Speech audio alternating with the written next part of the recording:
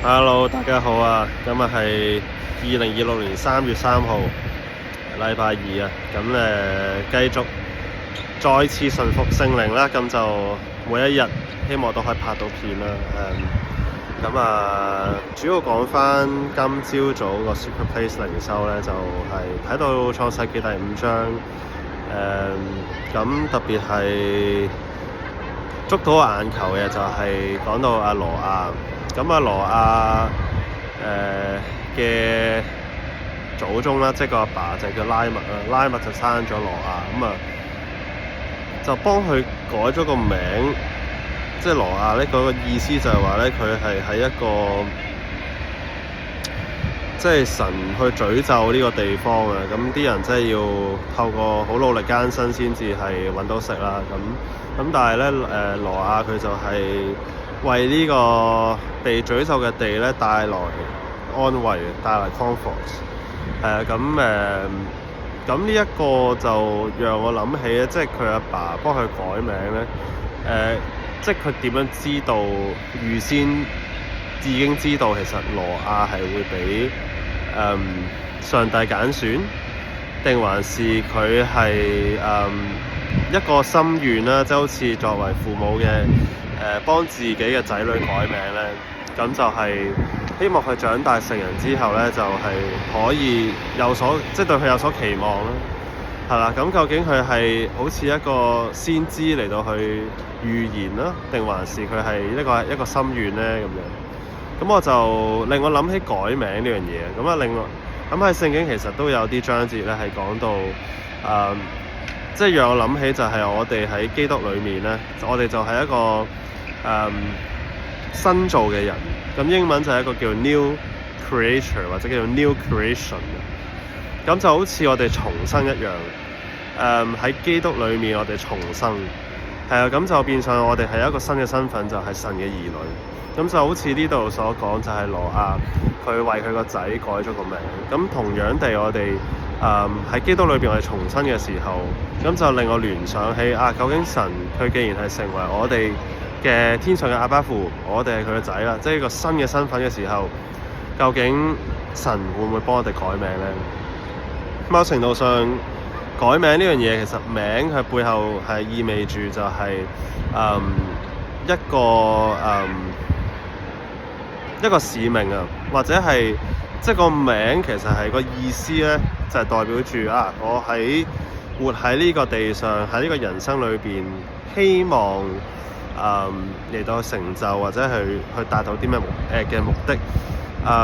咁所以某程度上，當我去聯想起就係我哋係一個新造嘅人嘅時候，究竟神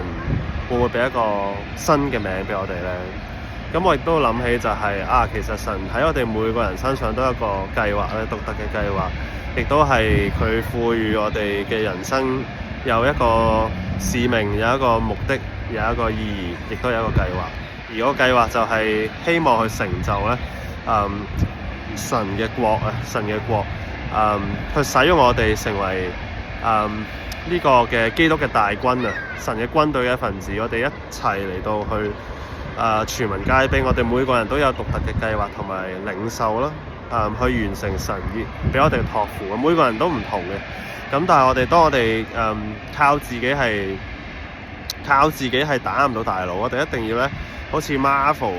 即係個 End Games 即係我哋每個人就好似一個 Spiritual Avenger， 我哋每個人喺屬靈裏邊嘅一個大能嘅勇士，亦都好似 Avenger 咁樣，每個人都有佢獨特嘅超能力，獨特嘅一個 talent， 就係我哋嚟到去組隊去打怪，好似打 online game 咁，我哋要組隊一齊先至咧團結就是力量啊！組隊打怪，走埋一齊，我哋要彼此去合一啊！彼此去合一，我哋先至能夠咧靠着主耶穌基督，我哋去打贏呢場仗。咁所以啟示錄亦都講到話，即係神俾我哋有一個新嘅名。咁究竟嗰個新嘅名係咩咧？就係留待我哋自己問翻神，同埋究竟我哋知唔知道神喺我哋嘅生命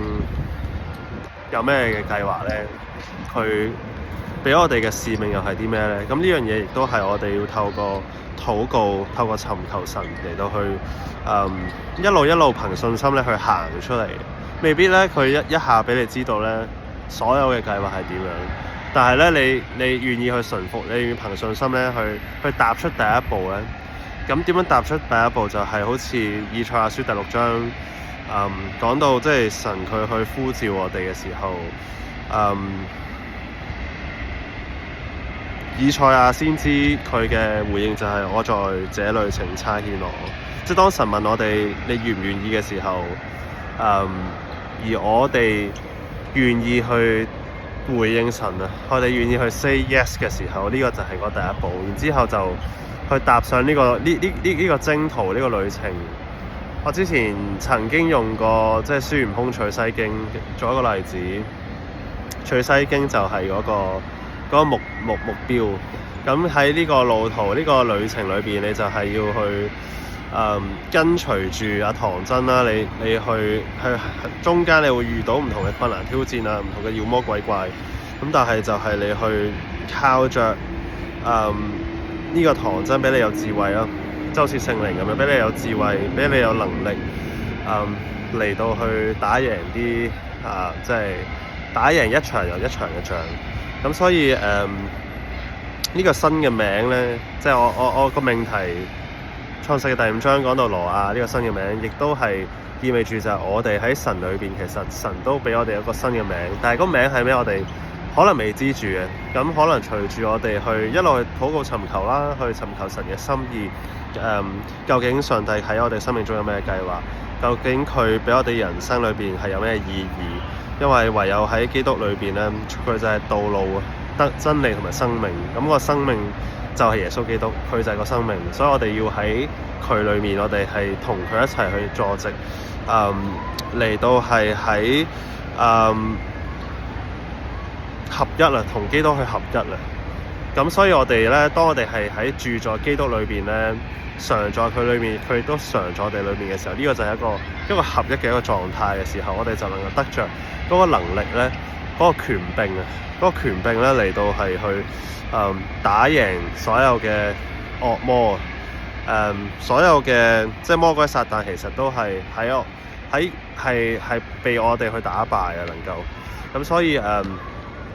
耶穌基督已經係成就咗一切啦。咁只不過就係我哋認唔認識原來聖經嘅真理，原來耶穌已經贏晒。然之後我哋只不過就係喺一個得勝嘅姿態底下，我哋跟隨住耶穌，我哋可以好輕散靠着神嘅話語同埋聖靈嘅帶領，我哋去好輕散咁樣，好自由咁樣去嗰個得勝同埋豐盛嘅一個生命，蒙福嘅一個生命。咁所以新嘅名係咩咧？就係每個人都唔同嘅。我哋留到我哋自己問翻神。咁但係我相信就係神俾我哋每個人都有一個新嘅名，亦都係同我哋即係天父上帝俾我哋人生嘅計劃係有好直接嘅關係。咁期待大家都能夠憑信心去回應神，願意踏上呢個征途，願意去攞到你屬於你神俾你個名。咁嘗試去即係唔想跑太長。咁最後就鼓勵大家可以繼續堅持，繼續去喺呢個屬靈嘅 gym 裏邊嚟到去親近神。喺神嘅話語裏邊係得到飽足。喺詩篇23篇，即係神喺敵人面前為我哋擺設筵席，願我哋都能夠喺呢個筵席上面去享受神嘅話語。因為我哋活着唔係單靠食物，乃係靠神嘅話語嚟到活着。神嘅話語就係我哋腳前嘅燈路上光，亦都係我哋跟隨耶穌嘅生活嘅一個說明書啊。係我哋被召咧，係成為一個聖潔嘅國度，屬神嘅子民。我哋係被分別為聖，分別咗出嚟為聖。而我哋係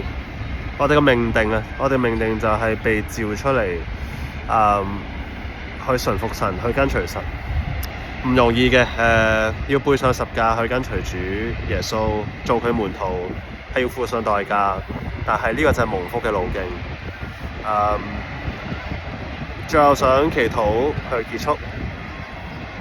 叫上帝咁嘅讚美你，多謝你，多謝你咧，係滿有恩典、憐憫且豐盛慈愛嘅主。天父你喺我哋每個人生命當中都有一個獨特嘅計劃，亦都去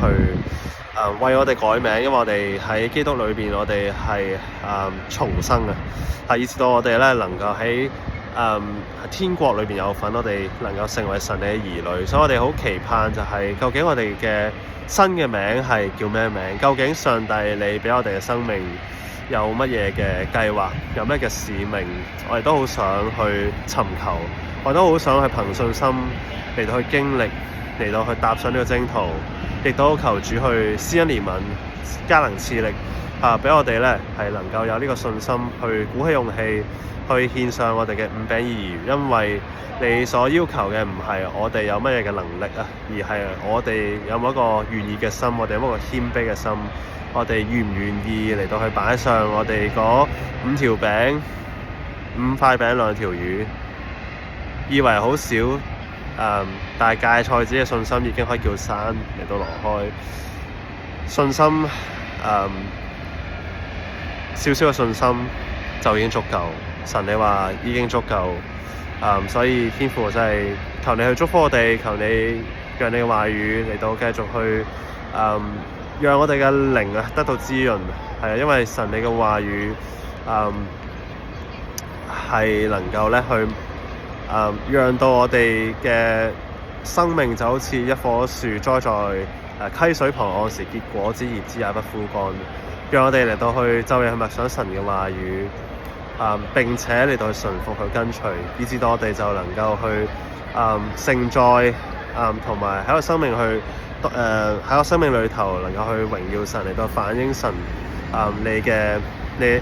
你美好嘅作為啊！所以我哋獻上感恩去讚美你，因為你配得一切嘅尊榮、一切嘅頌讚。願你嘅國降臨啊！願你嘅旨意行在地上，如同行在天上。願你嘅公義係臨到即係呢個世界，因為你審判列國嘅主，願君王嘅心都係能夠敬畏你，都係能夠有公義、有憐憫人民，亦都即係求你嚟到去幫助伊朗嘅即係屬你嘅教會、屬你嘅子民，喺嗰度能夠係得到復興，公義係得到彰顯。主，我哋願意繼續喺你裏邊嚟到去。要安靜，要知道你係神，要知道你係坐著為王，要知道你係掌管萬有嗰位主。所以我哋就繼續嚟到去警醒，靠着聖靈多方嚟到去禱告，凡事去謝恩，靠着主嘅常常喜樂。願你嘅平安嚟到去充滿住我哋，願你嘅聖潔嘅火嚟到係降臨喺我哋生命當中，以至到我哋係能夠 on fire for Jesus 啊！再咁嘅讚美你，多謝你，垂聽我哋嘅禱告，上禱告乃奉靠主耶穌基督得勝名祈求，阿門。願神祝福你哋，下次再見，拜。